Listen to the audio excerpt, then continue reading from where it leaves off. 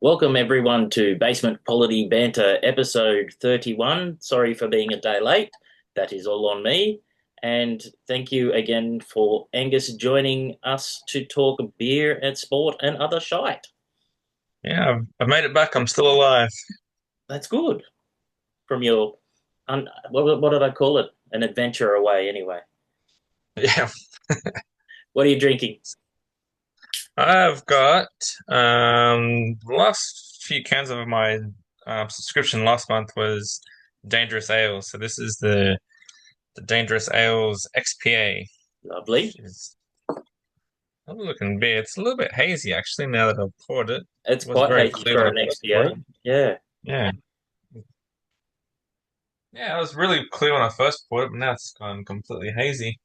Hmm. Interesting. I've got That's good. uh, two beers that are quite confusing and probably worth talking about. I've got the Balimba Gold Top Pale Ale by Green Beacon.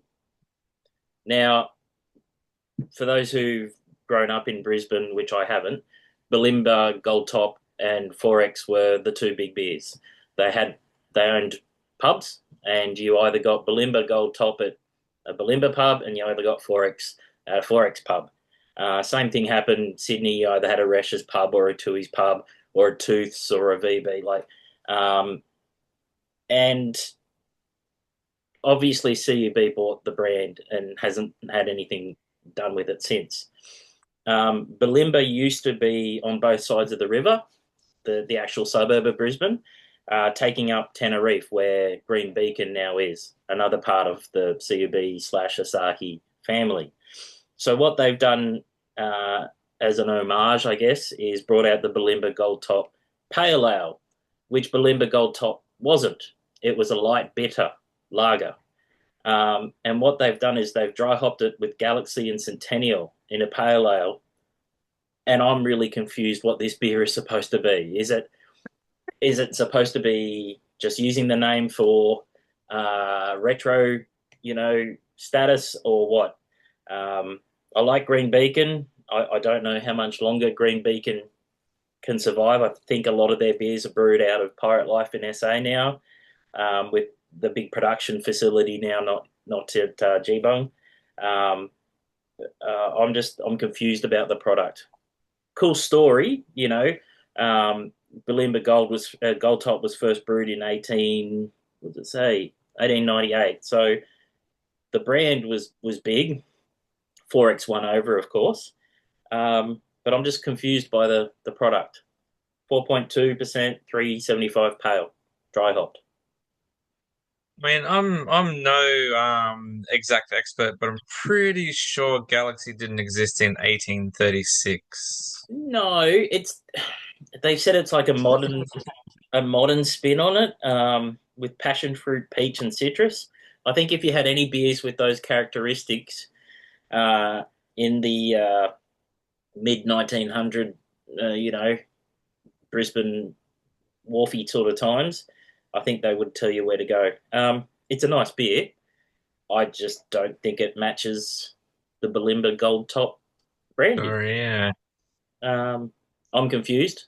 I'm happy to be dead wrong, but I bought a second beer today, which also lands into that confusing market. Stone and Wood Peach Radler. Now they brought out the Radler maybe what was it 6 months ago, um, and it hasn't been massive. Um, it didn't reach that sort of light lager with a hint of citrus. It was very citrus forward on a pale ale base. Um, and now a peach flavor Radler. I'm I'm interested, but anyway, that's why we're here. But let's get into some good news about beer. And let's start it off with you mentioned the Crafted Festival kicking off its first non-Gold Coast version of the festival in Newcastle. Yeah, so they're kicking off on the 16th of November. The festival kicks off in Newcastle. Um, so it sounds like kind of well, they're one of their earlier versions, so they don't have They don't have like the big meat smoking section they had in the Gold Coast one. But yeah, apparently from the articles I read, the tickets are almost sold out. So that's a great thing. Interest must be pretty high, and I'm hoping it kind of sparks a comeback of beer festivals, which I think, as a general rule across Australia, have really suffered probably since COVID. Really, seen a lot of them drop by the wayside, and hopefully this kind of sparks interest back in. I'll just read some of the breweries that are fronting up. Ale House, Broken Bay Brewing, Mountain Culture, Six String Brewing, Sydney Brewery, and of course all the normal big boys are there. And then there's a bunch more smaller breweries that I haven't heard of, but seem to be very local to Newcastle and Sydney surrounds. Got the same offering as the Gold Coast, live music, obviously the beer stands, and then some beer yoga and ping pong, that sort of thing. So yeah, I think that's going to be cool. Hopefully that spreads across Australia. Uh, More Yeah, beer festivals is better. yeah, I think yeah, the more and then the scale can grow. So maybe they can get more bands or more entertainment or the smoking thing like they had here, Mm. because they're working to a bit more of a scale or something. That'd be really cool. You also had another Newcastle story about Good Folk Brewing. Yeah, sticking in Newcastle. Yeah, Good Folk Brewing have announced a collab beer launch with Melbourne Legends Hawker. Just in time for the Crafted Festival, I have to assume. I think it was launching on the 16th of November, so a few days before the festival. Unfortunately for me, it probably triggers my too many adjuncts tingle though. It's a guava train tropical oat cream IPA. That's a mouthful. So I'm afraid it might just have too many adjuncts for my liking. Uh, I've got to assume guava means that it's guava flavors, tropical. Again, lots of kind of your American hops, Yep. oat cream IPA, and but looking at the other beers on their site, that looks like a really solid lineup. XPA, their Freak Beat British IPA, Rice Lager, Imperial Coffee Stout, and maybe slightly in competition with Parenti, they have an Indian Red Lager. Hmm. Um, Although it seems to be a bit more of a hoppy kind of offering than Parenti's, so not direct competition, I guess. I think every brewery's got a rice lager now, haven't they? They've just gone, or a black rice lager. They've just blown up. I had some good news about Cooper's Brewery bucking the trend. So Cooper's Brewery has reported sales of 80.6 million litres for the financial year 24-25, which is up 2 million litres on the previous year. Meanwhile, the Australian beer market contracted by nearly 1% over the same period. And the growth states were Queensland 4.8% up and South Australia 2.3% up where they're from, which is the significant growth. They said the Australian lager and the dry 3.5 have really helped that growth. That Australian lager is a really good drop of theirs. And the resurgence of the stout, so the best extra stout has increased by 3.3%. I know they did the dark ale in cans too. I haven't seen too many of them up here, but apparently that's been really successful. So, um, you know, Cooper's is our biggest independent brewery, so that's really cool to see them growing when there's a lot of contracting in the industry. Yeah, that's cool. Yeah, Cooper's kick ass. Yeah. Their breweries are that's a great tour. I did that very many years ago, but Well, they've got the whole yeah, new distillery visitor centre there now too. They spent yeah, $90 million or something on it. yeah. That wasn't there when I was there, like I don't know, 12, 13 years ago. They had the visitor center there, Mm, but they didn't have a distillery on site or anything like that. yeah. Uh, Yeah, and that's it. They do all their work kits. They do their home brew lines, or they've got their own maltings. Um, yeah, it's really good to see that they're still still growing, I suppose. And to the second biggest independent brewery brand in Australia, Better Beer has sold 1 million cans since 2021, launching in November 21, making it Australia's second largest independent branded beer by volume. The past year alone, they sold more than 12 million litres and achieved retail sales of $95 million. Torquay Beverage Co. continues to brew, but it's now brewed at the Casella brewery in Yenda, not in Torquay itself. And it still continues to be co-owned by Nick Cogger at Torquay and the social media influencers, the Inspired Unemployed, although they've sort of stepped back and let the brand sort of grow more on its own merits, I guess. They attributed the brand to success factors like the zero carb product being early to the market, I guess, mainstream with the marketing as well. And then the ginger and cider beers that they've also released as well. So it was originally exclusive to the Endeavour Group, but I think in the last year it has that contract's finished, so it's now open to independents and Coles and whoever wants to sell it. So I think that's probably helped with their growth too. So yeah, look, it's an interesting story. They got away from that Mighty Craft debacle, the founders first debacle, but it sounds like they're still doing well, and $95 million in the past year is nothing to be sneezed at. Yeah, it's interesting. I thought they would have sold a lot more beer. When you compare it to Cooper's doing 80 million liters Yeah, and Better Beer's done 12 million, well, I would have just assumed that Better Beer would have outsold them easily. But no, yeah, I'm surprised about that figure. Yeah. and that's a big jump between the biggest and the second biggest, isn't it? You know, um, and it just shows how many people drink the good Cooper stuff. And that if Better Beer is a success story on 12 million, that really means that Cooper's is really moving some stock too.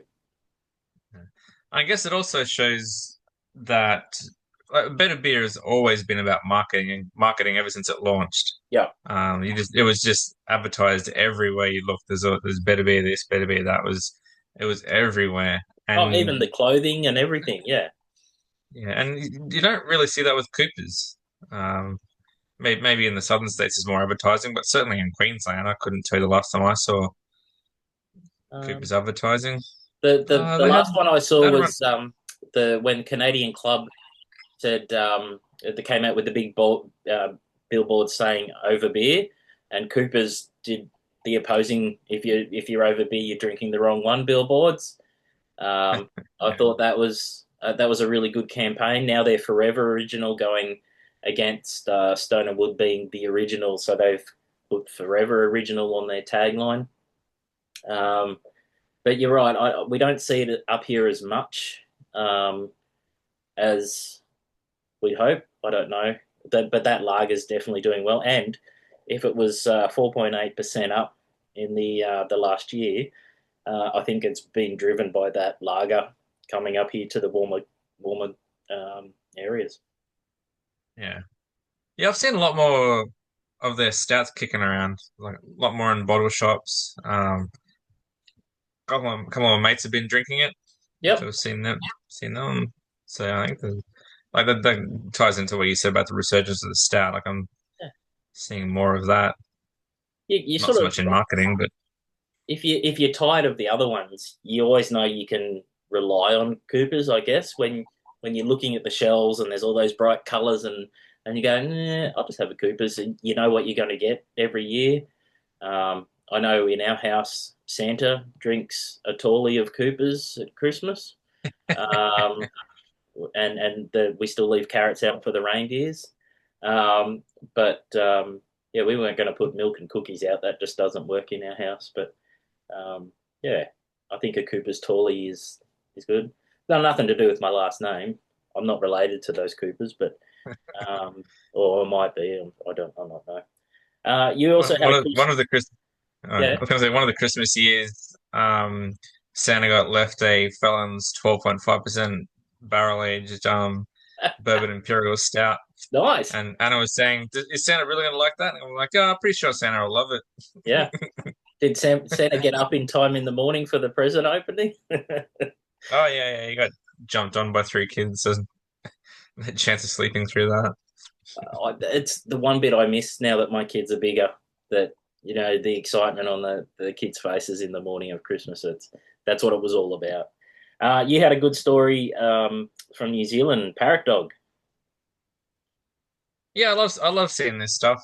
New Zealand brewery Parrot Dog has announced a partnership with Air New Zealand to be one of the drinks they offered during their. I've got to read this. Their Kuru hour flights. So they'll be offered throughout Air New Zealand domestic flights during their Kuru hour, Yep. and so that's a kind of a campaign with Air New Zealand where their domestic flights between 4:30 and 7, Monday to Friday. Flyers are offered a complimentary drink and some snacks. So Parrot Dog have got their foot in the door on that one. And I had some notes on the beer itself. Thought I did. Um, You had the yeah, owners. kind of, yeah, it was weird. When I was reading, I found out that all three of the owners are called Matt, which has to be confusing. Matt 1, 2, and 3, maybe. I can't remember the Parrot Dog Pale Ale I had when I was in Wellington last time, but it was awesome beer. That was my kind of go-to choice. Um, if there wasn't anything interesting, I'd grab that. Great beer. And I love these announcements of craft beer popping up into kind of commercial areas where you would just normally expect one of the big boys offerings to get in. Um, and yeah, they just kind of just carelessly throw a meager like 0.03% of their marketing budget at getting their beers on Air New Zealand. Whereas for Parrot Dog, this is a big thing. A lot of exposure, a lot of getting put in front of potentially new customers. So I love seeing stuff like this. Yeah, it's great. Craft It's beers. like Larry got onto the Bonza Airlines when they were a thing too.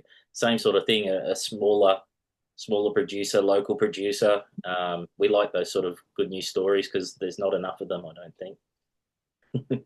I also had that we've got two independent members of Parliament, Dr. Monique Ryan and Nicolette Boel, have put forward amendments to the Excise Tariff Amendment Draft of Beer Bill 2025 that would broaden tax relief for breweries beyond just draft beer and potentially define craft beer in law. The policy currently freezes indexation on draft beer excise for 2 years, something that the Labor government took to the election.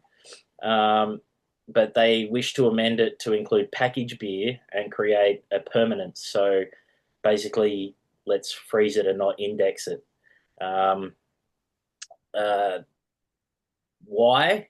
They think the tax regime changes can shift the economics of brewing, pricing, and competition, especially for smaller brewers. They're obviously hearing a lot of news from smaller people in their electorates.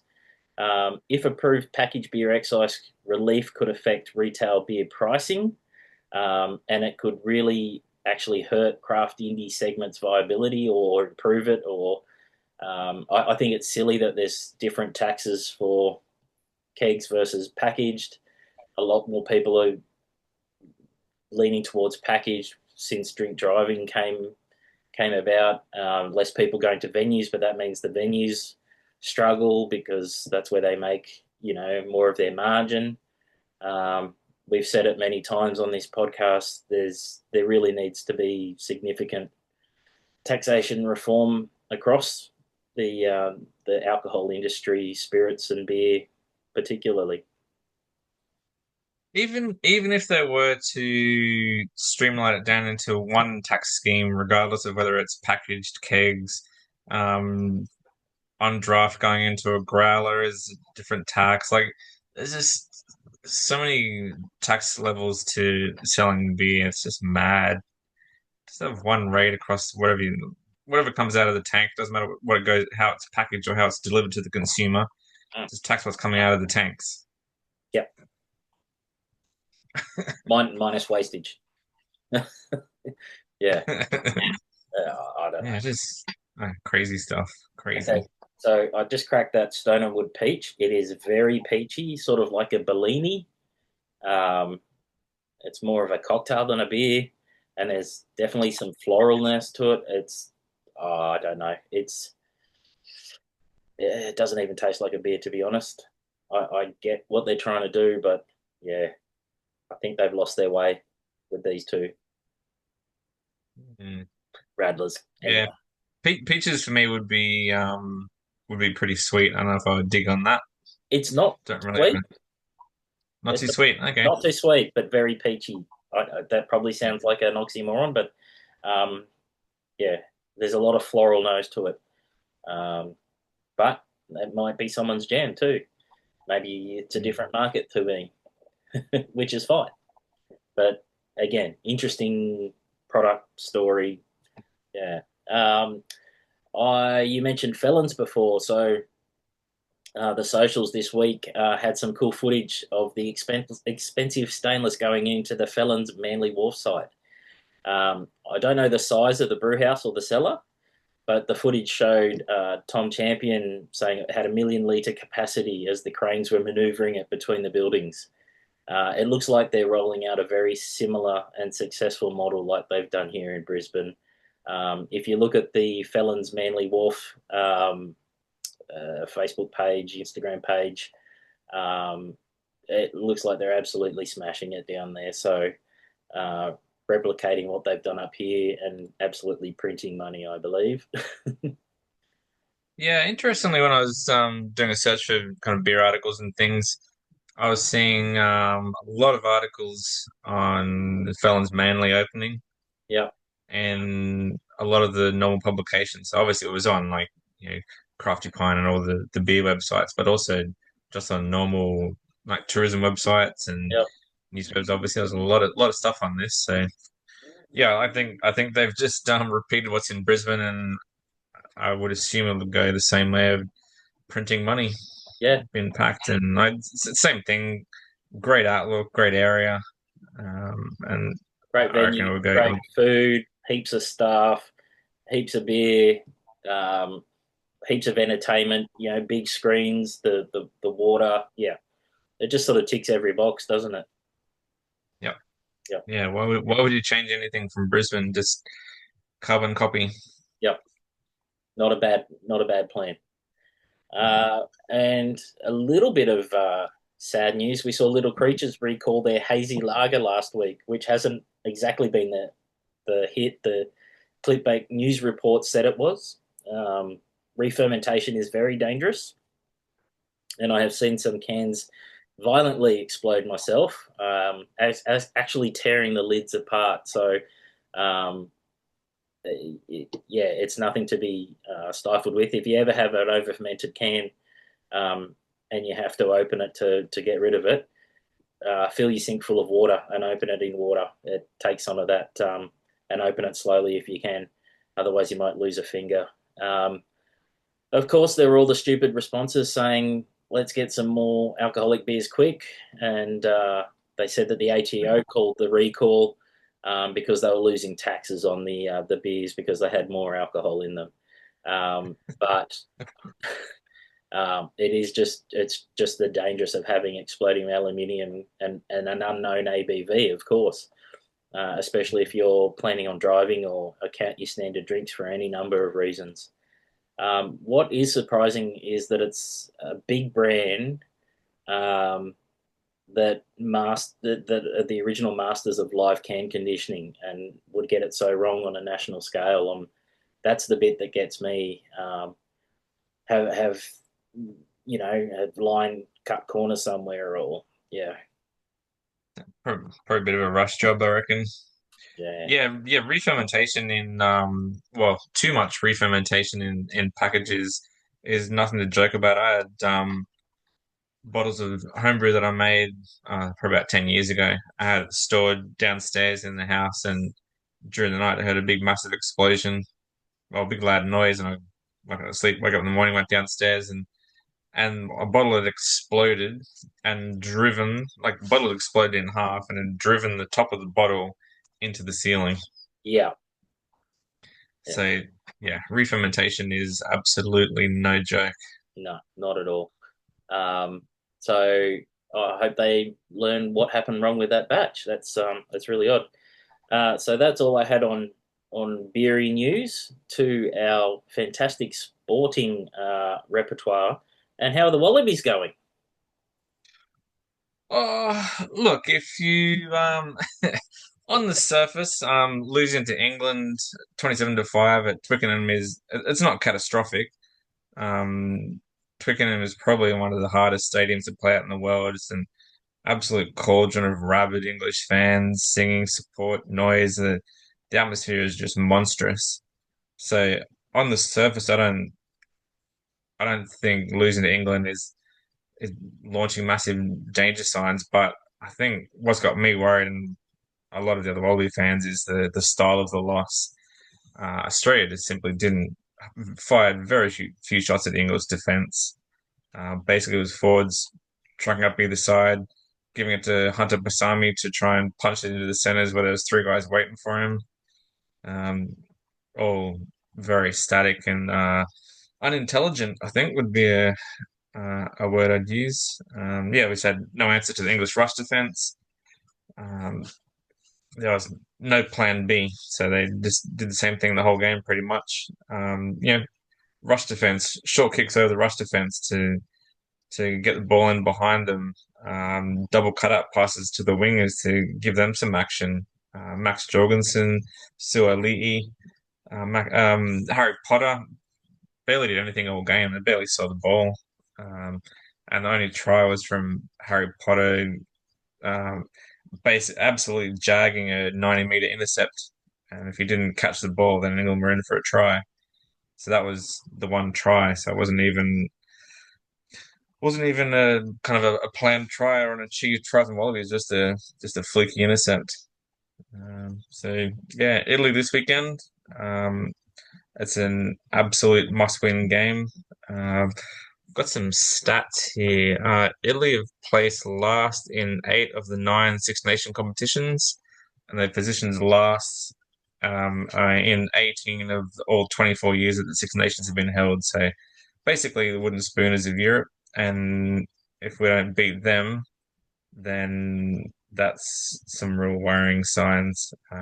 If we win against Italy, it makes no difference with our rankings. It all works on the team you're playing against. So we're playing a lower team, so we can't get any benefit out of it. If they beat us, then Yep. they get points for winning at home, points for beating a higher team, and so they'll be a real bonus for them. But basically, all we can take out of it is some confidence and a little bit of breathing room for Joe Smith. I reckon he'd be feeling a bit of stress. Yeah, like when you were saying, how they were playing the same thing over and over again, it just seems like there's a lack of coaching, uh, different plays and efforts. And like these people play union in all different competitions. They know how to play. So why is the structure gone so wrong? It's interesting. I had in league the Kangaroos winning again, third game at Headingley on Sunday morning, where England has never lost. So that makes it a bit interesting. Um, the England rugby league team has never lost at Headingley, so that's pretty cool. The Pac Championship between Toa Samoa and New Zealand also on Sunday. I do think Samoa will get the job done. I wasn't super impressed with the Kiwis. I thought they should have done a lot better against Tonga. In saying that, awful images last week with Eli Katoa from Tonga getting a shoulder to the face in the warm up. I was surprised that he wasn't ruled by match officials or doctors to at least have a HOA during the warm up. He also had 2 HOAs during the game, which means you're not allowed to return to the field even if you pass both of them.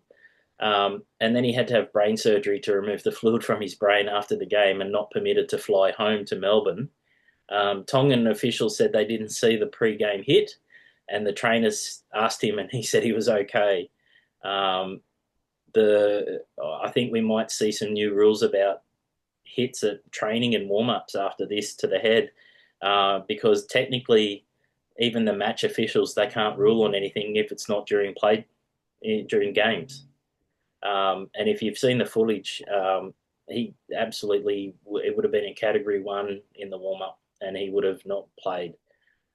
So I think we might see some new rules about hits to the head at training during the week, even and warm-ups. So yeah, not good for Eli Katoa, not good for the Melbourne Storm, not good for Tonga. Um, but I hope he recovers 100% because he's a great player. So Yeah, and it kind of shows you the importance of the. I assume it's an independent body in league, but in union, it's an independent set of doctors that do the HIAs. uh, Um, so it they shows you the absolute importance of it being independent, or there being some at least something there that is checking people. Because if if that's what the players and whoever it was allowed him to play after the knock-in warm up, yeah, then they would have allowed him to keep playing on during the two incidents during the game as well. So yeah. Well, there is an independent doctor for every game, but they've also got their own doctors. The independent doctor can overrule the trainer on the field. They can overrule, and they classify how bad that knock is by what symptoms they're showing afterwards, whether they got lack of balance or something like that. Uh, Unfortunately, that doesn't include the warm up or training. yeah, And then would it be, your star player gets hit on a Wednesday training and he might lose the game? Do they just hide that as well during the week? Like, or do they film all of their training? No, they wouldn't. So I don't know. It's a tough one, but I think we might see some rules change. yeah. I think even I think the clubs will take real notice of this though, because like he had the incident during a warm up, Yeah, then has had the two incidents during the game, and he's ended in hospital. yeah. So from a With strictly kind of brain surgery. PR point of view, with Yeah, brain surgery and fluid on the brain, and yeah, yeah. not just a simple trip to the hospital.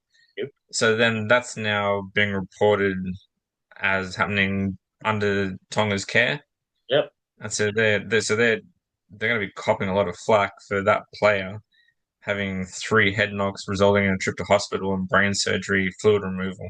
yeah. So there's going to be a lot of I guess kind of damage control put in place to make sure that these things don't happen. Well, you assume that there's going to be a lot more And put in so that they're not receiving all this negative publicity about lack of care and player welfare. with the other two knocks he got during the game, is that because he wasn't great from that first knock? Um, Yeah, yep. two of them were friendly fires. One of them was against the opposition, the last one. Um, so, and if you look like all three of them were all accidental, just unfortunate positioning of the head, but yeah, I don't know. It's not good for the sport. So F1, Sao Paulo this weekend, Brazilian GP. I just want to see Oscar absolutely smash it. He's copping a bit of flack. Verstappen has got nothing to lose. Um, Norris is getting a bit cocky. I don't know what we'll see from the Brazilian GP. Yeah, I was watching an interview with Oscar about half an hour ago, Mm, and either he's a really good actor or he just doesn't have like that real mean competitive streak to him. He was talking really nice about Lando and the team and everything, and I mean, you could have got to kind of got to say those things because they're your employers, right? yeah, But I just saw like just no real edge in there. I'm like, he's very level. It's excited. He's the same. Disappointed. He's the same. Um, yeah, which is a skill, but you want to see some. I don't know, some Aussie mongrel in there. Maybe that's what Mark Webber's there for I'm, as su- his, I'm as his I'm sure manager. I'm sure Mike's in the background throwing shit around. Yeah, yeah, yeah. And lastly, I had the cricket. Australian side has been named for the first sold out Ashes test in Perth in a couple of weeks. Thought it was unfortunate for Sam Constas missing out, but Margus Labuschagne needs to get some runs real smart. I don't know why they still call him Labuschagne. Yes, he's South African. Just say his name right, Labuschagne. Is that how I, you actually pronounce it? All right, eh? but there's a bit of a there's a Labuschagne. Yeah, it's South African. He's it's like an Afrikaans sort of name, but yeah, they just call him Labuschagne. But Usman Khawaja, they had the same issues when they couldn't say his name either. So anyway, I can't wait for the proper cricket, which is the 5 day game to start. Did you have anything else for our 1 day late potty tonight? No, that was it. How's your Nothing barley else. wine? It's right on the tail end of active fermentation, so it's not Notto is a weapon, man. Every time I brew with Notto, it just reminds me of just what an animal it is. So it's gone from 1092. Yep, It's probably going to end at 1015, maybe 1014. yep. So it's going to be about 10.5%. It's just a freaking animal. When like during the real active fermentation, it Yeah, wasn't actually bubbling in my blow off jar. It was a straight stream of bubbles. yeah. Just just an animal. That's pretty cool for a Um, little kid. Yeah. yeah, so they'll probably be finished fermenting probably in a couple of days' time. I reckon it'll be just stable at probably 10-15, and then I'll cold crush it and bottle it, and I won't touch that one for a year or so. Yeah, Um, yeah, yeah. it's got They a heap. It's got a kilo of brown sugar in it, so it's going to be.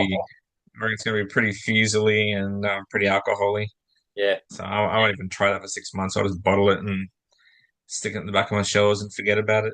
And we'll crack it open on episode 80 or something like that. All right. Sounds good. Alrighty, mate. Have a great weekend. Thank everyone for listening and putting up with our nonsense.